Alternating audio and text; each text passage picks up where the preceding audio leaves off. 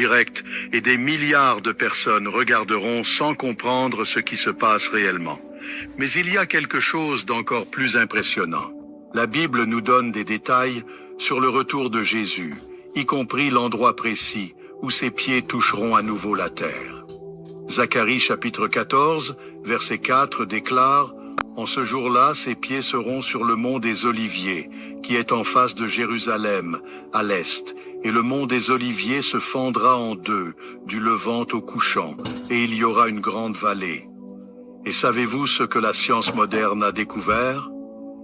Qu'il existe une faille géologique exactement sous le mont des Oliviers, dans la direction décrite par la prophétie. Un tremblement de terre là-bas pourrait en effet diviser la montagne en deux, comme la Bible l'a dit il y a plus de 2500 ans. Ce n'est pas une coïncidence, c'est la confirmation que chaque détail est déjà préparé. Maintenant, je vous demande de réfléchir. Si tout cela est déjà en train de se produire, comment vous préparez-vous au retour de Jésus?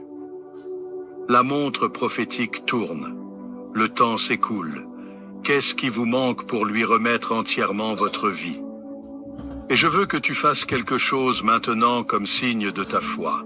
Laisse dans les commentaires cette phrase puissante. J'attends le retour du Christ. Écris exactement cela. J'attends le retour du Christ. Cette déclaration sera un témoignage public de ton espérance en le Seigneur. Car ce qui se passe à Jérusalem en ce moment n'est que le début. D'autres signes s'accomplissent devant nos yeux, et lorsque tu entendras lesquels, ta foi sera encore renforcée. Tu vois comme tout cela est connecté? Le temple en préparation, les génisses rouges déjà en Israël, la tension constante au Moyen-Orient. Rien de tout cela n'est le fruit du hasard. C'est comme si Dieu nous montrait de plus en plus clairement que le compte à rebours a commencé. Et ce qui est le plus frappant, c'est de voir que les nations bougent exactement comme les prophètes l'avaient dit qu'elles le feraient. Nous ne parlons pas de symboles vagues, mais de noms, de pays, d'armées qui s'alignent devant nos yeux. Regardez vers le nord d'Israël. Qui est là-bas?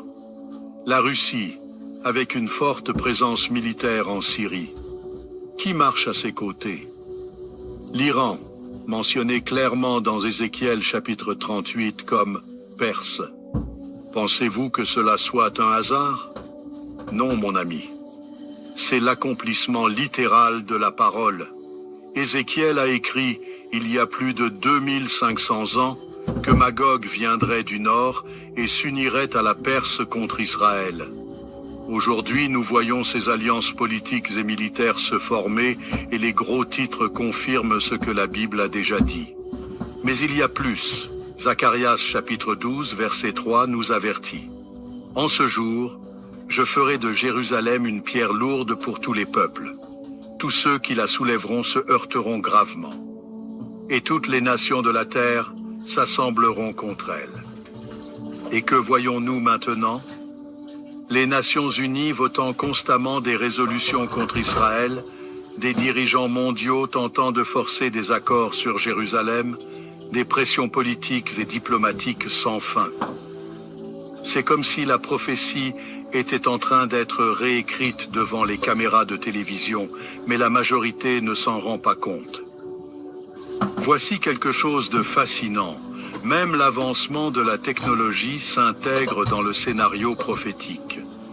Apocalypse chapitre 13, verset 16, parle d'un système dans lequel tous, petits et grands, riches et pauvres, libres et esclaves, recevront une marque sans laquelle ils ne pourront ni acheter ni vendre.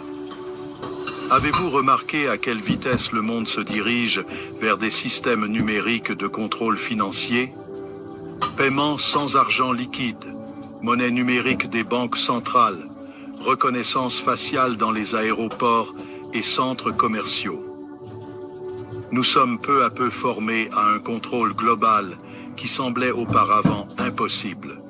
Ce n'est pas une exagération, c'est une réalité. Le scénario que Jean a décrit dans l'Apocalypse semblait de la science-fiction au 1er siècle. Aujourd'hui, c'est une manchette de journal. Comprenez-vous la gravité de cela? Ce qui était autrefois une vision prophétique est maintenant une technologie accessible. Mais maintenant, voici quelque chose d'encore plus percutant. Il ne s'agit pas seulement de géopolitique ou de technologie.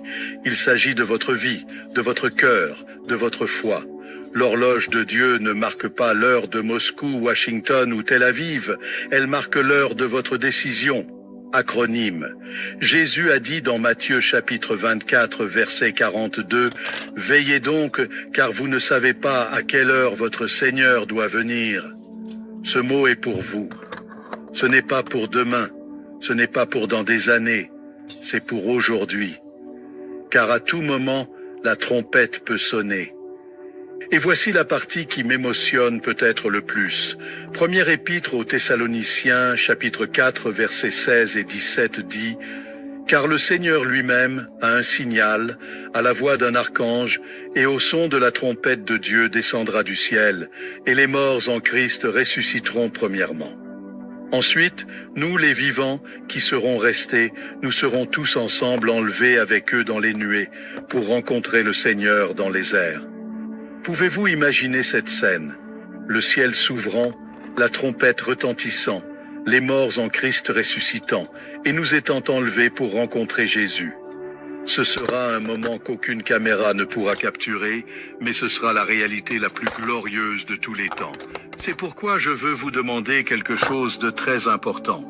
Si jusqu'à présent ce message a touché votre cœur, si vous avez perçu que ce n'est pas une coïncidence, que ce n'est pas un hasard, mais l'accomplissement de la parole de Dieu, alors inscrivez-vous dès maintenant à la chaîne. Ce n'est pas seulement pour augmenter les chiffres, ce n'est pas de la vanité. C'est parce que cet espace est un lieu où la vérité de la Bible est proclamée sans peur.